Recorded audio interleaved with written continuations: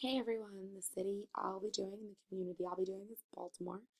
I lived in Baltimore when I went to college. I went to Loyola University and lived in Baltimore. Then I moved back home to Philly, and then I moved to Pittsburgh, and then I've been back to Baltimore. So I know a lot of different things and have some comparisons with Baltimore. Pictures I have on the front page are the neighborhoods in Baltimore, and I also have a picture of the landscape of Baltimore. Baltimore is called Charm City, and the reason it's called Charm City is because a long time ago, when Baltimore was up and coming, they had advertisers working to move people to Baltimore City, and they came up with the name Charm City because they thought it was catchy and they thought it would get people to come here.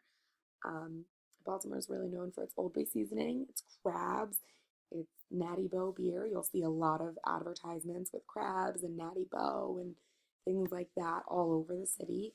Baltimore is also known, which I don't have a picture of, but for the Preakness, which is the horse race at the Pimlico Racehorse. It's one of the major ones like the Kentucky Derby, and that's very, very famous in Baltimore. Um, Moving on, some of the major neighborhoods in Baltimore: Canton, Fells Point, Mount Vernon, Inner Harbor, West Baltimore, Federal Hill, and Bolton Hill. I currently live in Mount Vernon.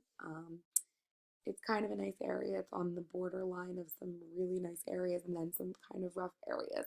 Baltimore itself has a lot of like checkerboard locations. So there's a lot of places you go, and in one place you're in a great place, and you go a couple blocks over and you're in kind of a rough area. When I went to college, I lived in a more rough area that was on the borderline of Baltimore County and Baltimore City. So it had some good and some bad. Moving on, the population of Baltimore is 622,793. The population of males is 294,473. Females is 328,320. And the median income is 44,165, which is really low compared to a lot of other cities when I was researching, which is really interesting. Baltimore City has a very low median income, and it also has a very high number of homeless population as well. So the two probably correlate very well. Um, this is the 20 largest jails in the U.S. by population of incarcerated in a local jail, and Baltimore City ranks number one, which just shows that the crime rate is very high and the vandalism. And you go down a city street in Baltimore and you will see a lot of vandalism and a lot of destruction, unfortunately. And then you'll go into certain areas of Baltimore City and you'll see beautiful houses and beautiful row home type things. And it really is just depending on where you go. And it's very checkerboard. You go one area and you're in a great place, and you go to another area and you're in a rougher area.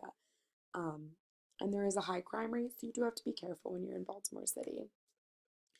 This is a graph of education in Baltimore, and it shows that compared to other schools in Maryland, Baltimore City schools fall really low under the poverty line, which is or under the success rate, which is really sad because it shows the poverty in these areas and that there's not enough funding to the schools in the city.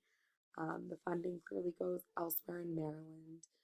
And 84% of Baltimore students qualify for reduced or free lunches, which means that they fall in the poverty line, that their families can't afford lunches or can't afford things, so that they are on benefits in order for their kids to get free and reduced lunches. Or their kids could be in the foster care system in Baltimore City, which there's also a high number of foster kids in Baltimore City. So these statistics kind of show just how the kids are doing in the city. Um, Baltimore is one of the top cities with the number of people on food stamps, so that also shows to the poverty that exists in Baltimore City. And almost a quarter of Baltimore residents fall under the poverty line. And the other cities I found that kind of fell in that was Detroit, certain places in Philadelphia, and like Oakland in California. But that's a really rare statistic, and Baltimore falls in that gap. This neighborhood is a rough neighborhood in Baltimore. It's in West Baltimore, one of the rougher parts where there is a lot of poverty and a lot of crime rates, and their kids are really under resourced, and the people are really under resourced, and they're really struggling in these areas, and it's really hard to find the funding to help the people that live here. As far as formal institutions, Baltimore has a lot of major hospitals. Johns Hopkins University, as well as the hospital, are big pieces of what is Baltimore. The Johns Hopkins Hospital has a great medical program for children and adults. It does a lot of things with mental health, with all different kinds of disorders and diseases, and it's a big, huge part of Baltimore. as well as the University of Maryland Hospital. It's also major in the city. These are hospitals that thrive in the heart of the city where there is a lot of violence and crime. Catholic Charities, which I actually work for outside of doing my internship, and school is a major institution in the city. They work with adults, kids, mentally disabled, mentally handicapped, actually handicapped. They work with a very large variety of people and serve a large variety of people while upholding a mission. Also in Baltimore, there's many financial institutions, Morgan Stanley, which I have a picture of their logo, JP Morgan, Bank of America, Wells Fargo, they all have major institutions downtown in Baltimore. So they're big parts of what make the city, and they're a great job resource. I know a lot of people who are hired there and have prospered there. Informal institutions. So I have the Inner Harbor itself, which is a major tourist attraction of Baltimore. A lot of people come to Baltimore to see the Inner Harbor. Then, as far as some organizations, there's the Fells Point Festival, which is a little neighborhood in Baltimore that's very, very popular, and they have a festival every single year that brings a lot of people from the city to it, and maybe some outside tourists. It's a fun little place. And then Charm City Run, the soul of the city. That's a big 5K that's ran every single year.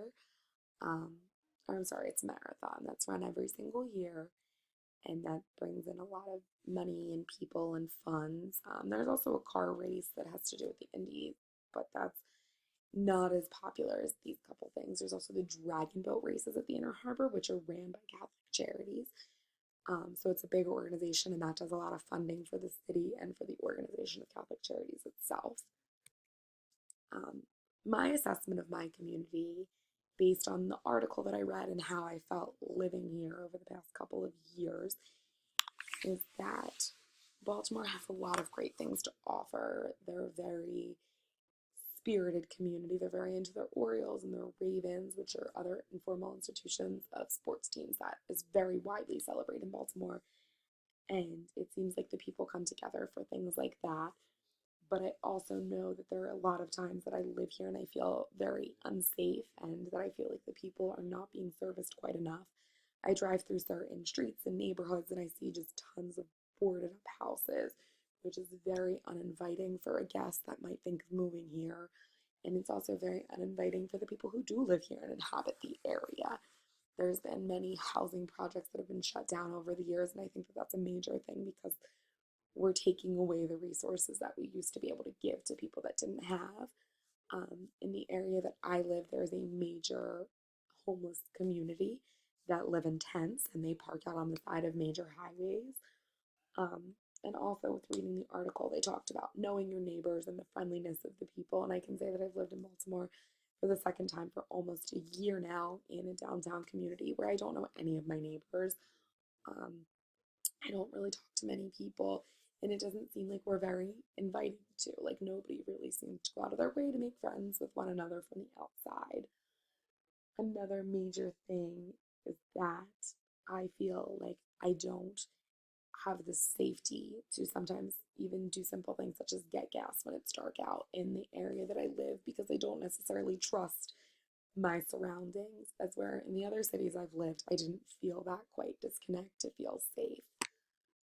Those are major things I think that put into the community that I don't particularly love. But then there's also a huge pull towards the areas that are beautiful, such as the Inner Harbor and Fed Fells Point, that are very community type of areas and that promote that type of community.